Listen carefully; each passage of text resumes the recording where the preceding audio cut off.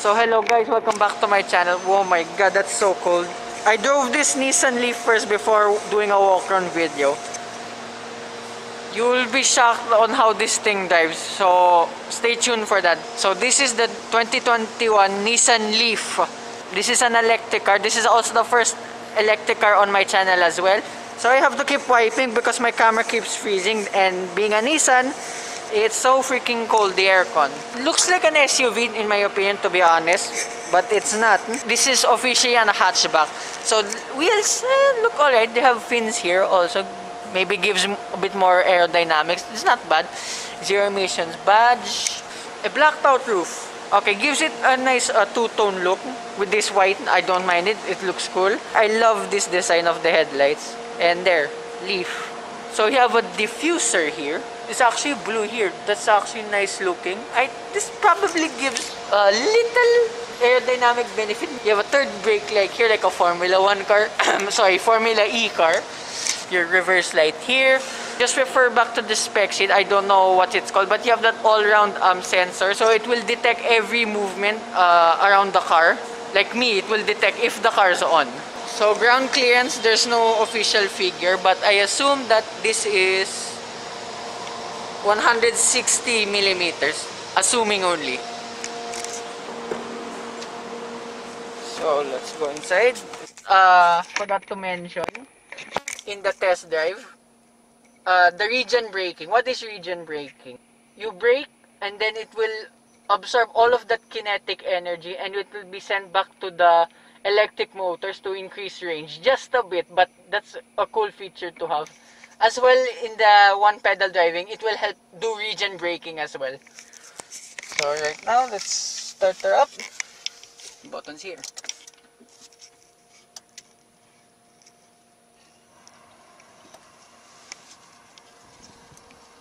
Okay, yeah, look at that. It's fine for me.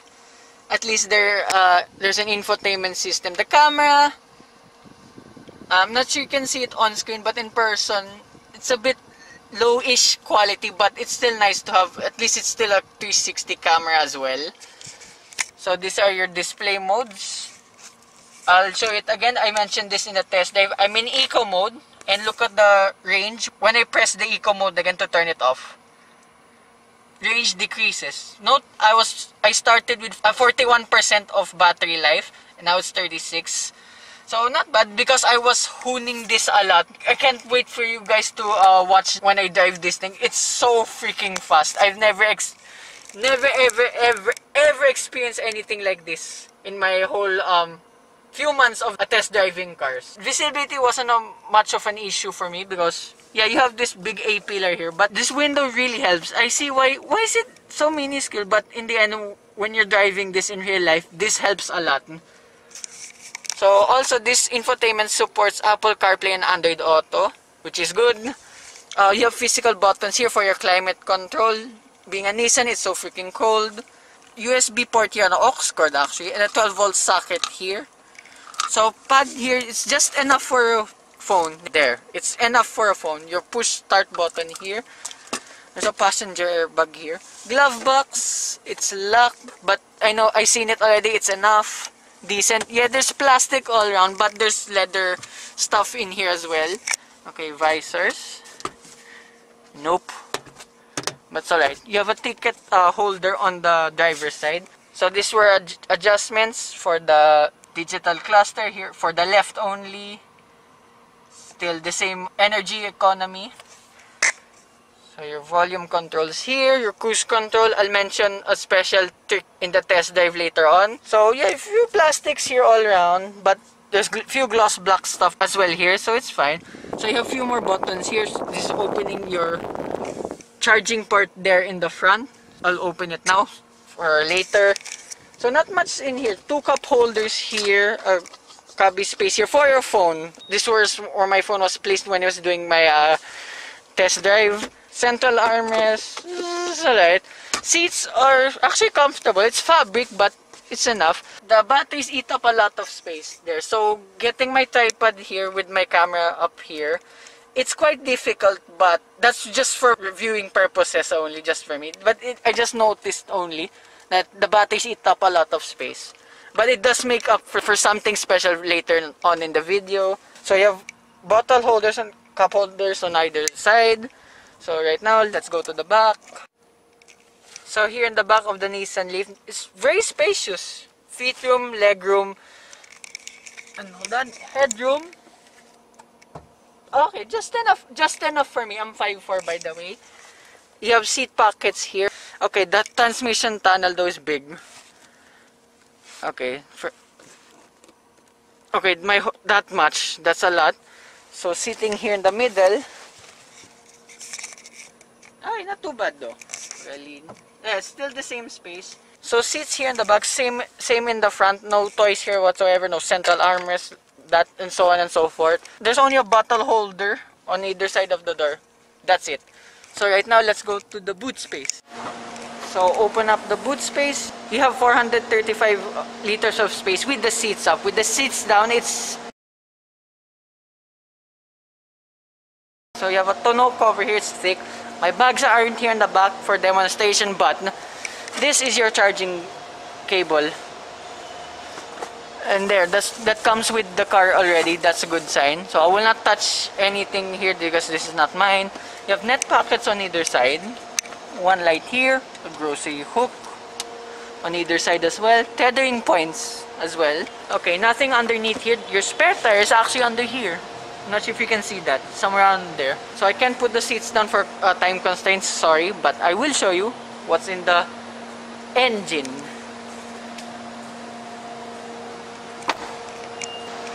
So this is what's powering the Nissan LEAF. It's an AC-DC motor. This is your inverter, your motor, and your battery underneath.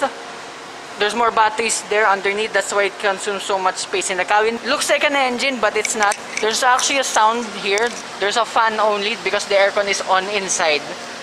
And also, since this is an electric car, why does it still need a battery? The battery is for powering all the accessories like the infotainment, the digital cluster, the lights inside, the physical buttons for the climate control, so on and so forth. Also cool thing, Renault Nissan. First time I saw a Renault thing related here on this channel. Also, being an electric, there are orange cables here. When you have an electric car, do not touch them whatsoever. That is a big no-no. Because you can get electrocuted by that if there's a problem. But that's what they're there for. That means it's a main part of the car that's not to be touched whatsoever. This is how you open the charging port here in the Nissan LEAF. It's via key. The car has to be turned off, by the way, to do this. And I forgot to mention, when you open it, you have 3 lights that will open there in the dashboard. Those 3 lights there in the dashboard is actually your battery level. That used to be in the first generation Nissan LEAF. When the light decreases, like from 3 to 1, that means it's going to be a low bat already. I didn't notice that during my drive because I was so concentrated driving this car. So this is your charging port. So there are 2 charging ports here. One on the right for the cable inside the car I showed you in the boot space. This is for home sockets only. And on the left, this is for your fast charger. They have installed already also in Nissan Mantrade, sorry. And this is for your fast charging where you can charge 0 to 80 or full charge, if I'm not mistaken, for 45 minutes. You can do this in UNIL. This is the port you have to use. So with that, let's go for a drive, which I already have driven again. But anyway, let's go. I'm stunned with this Nissan LEAF. There's this foot handbrake I have not seen in a long time.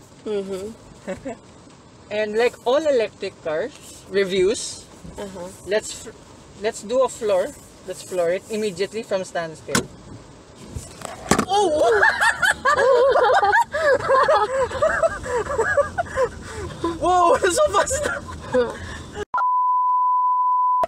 I've never experienced that. It's so fast. Look, whee!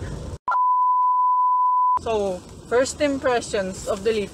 Holy moly! I've never experienced an electric car in my life. The torque is amazing. Torque is... So we're not in eco mode. There are just probably 2 modes. Eco on or off, that's it. So let's start turning radius. Oops. Okay, this is a hatchback, not an SUV. This is a, although I would say it's a very big hatchback. So I'm in eco mode now. It's 108 kilometers range, and when I put it eco off, it's 102 kilometers of range. So just a bit of a range difference there. And also I'm running on 41% battery. Whoa! Okay, I've never experienced anything like this. This is amazing. The La Vida, I would still be there behind me. That's how fast this thing is. And I remembered 0 to 100 kph is 7.6 seconds. For comparison, that's even faster than the BMW 5 Series that I drove. That's how fast this thing is. And also during start traffic, even when you're in a stop, this is like a conventional engine, but this acts differently. This will not consume battery power when you are stopped. That is an amazing feature. And doing few laps here right now around BGC. Apologies, I don't really know what this means, but I've been averaging 5.1 kilometers per kilowatt hour. I'm not sure if that's good or bad. I'll just correct myself here. So let's try what everyone's talking about, the e-pedal. Oh, okay. I was not pressing anything, just stopped by itself. Okay, I will demonstrate it now because there's too many cars here. I'll just turn here. Okay, I will demonstrate. I'm not pressing anything, okay? That's amazing. Okay, I will turn that off because it's quite a high bite. And speaking of high bite, the brakes are, I won't say scary, but it's one of the highest biting cars I know in a very, very long time. I'm losing traction in an electric car. What the heck? Oh my god, this is so fast. I didn't really expect this kind of drive. I would say above peppy. Not a sports car, but very, very peppy indeed. It's amazing. Handling wise, yes, it's electric. I heard some reviews the steering is numb. No, not for me. It's just the right amount of feel in the steering. Again, turning radius, doing a U-turn. Don't need to do a 3-point turn. That's great. Correction, there's only one mode with the e-pedal, the one pedal driving. The bite's quite high, okay, as I demonstrated, but you can at least adjust the distance of when to brake, when this car will brake by itself. Okay, I did not expect this kind of drive for this Leaf. I expected like a normal city cruiser electric car, but it's this fast.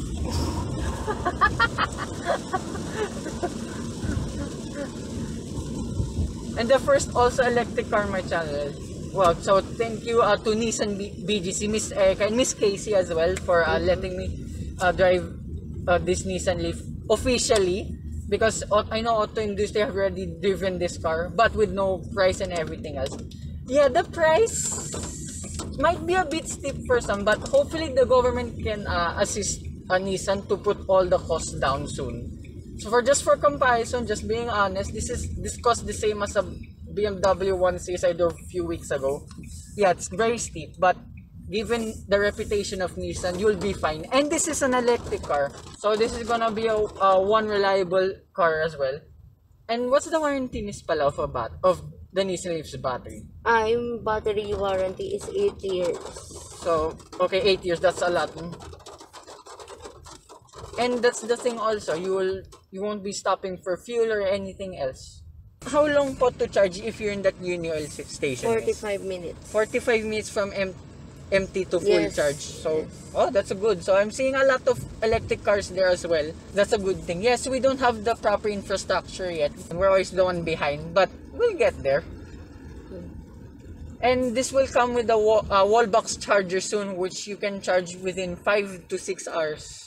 So very soon. There's no official announcement on how much it is. Miss, hold that really tight. I just wanna try lang talaga ganun.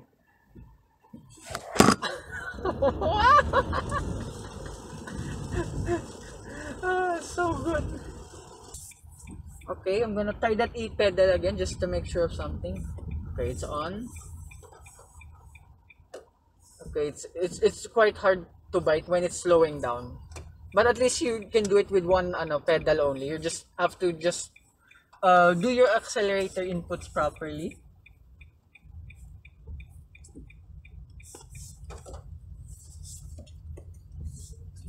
I am flabbergasted with this car. It exceeded all my expectations. This thing is amazing. Not much people test out the performance of cars, which I always want to do. This is probably one of the best at the moment. So right now, after a few laps, it's doing still 5.1 kilometers per kilowatt hour, and now I have 39% of battery. So range now is, give me a minute, 98 kilometers. But if you put it in eco mode, it's 103 kilometers. So oh yeah, let's try eco mode. I haven't tried it. I got a bit carried away with the speed of this thing. Oh. So if in eco mode, the torque and power delivery is much smoother there. It's not skidding or anything like in the normal mode. Brakes are still the same though. So if you're just strolling around in the city, eco mode is perfect, literally perfect. You won't get carried away with the torque and the power delivery. But if you want a peppy drive, just watch out for your range. Just you can put it in normal mode. Okay, surprised with eco mode. It's still responsive, just smoothens out the power and torque delivery. Also, unlike in most conventional vehicles, you can set the cruise control at any time. So if you have the e-pedal and cruise control on, you can literally stay off the pedals at all times. That's something I've never imagined a car can do.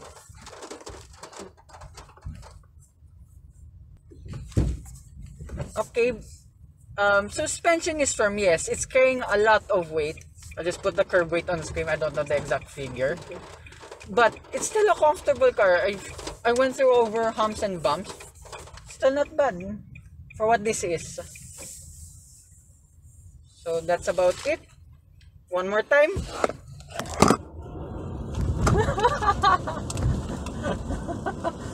So hope you guys like and subscribe, and I will see you with more future car reviews. Bye bye.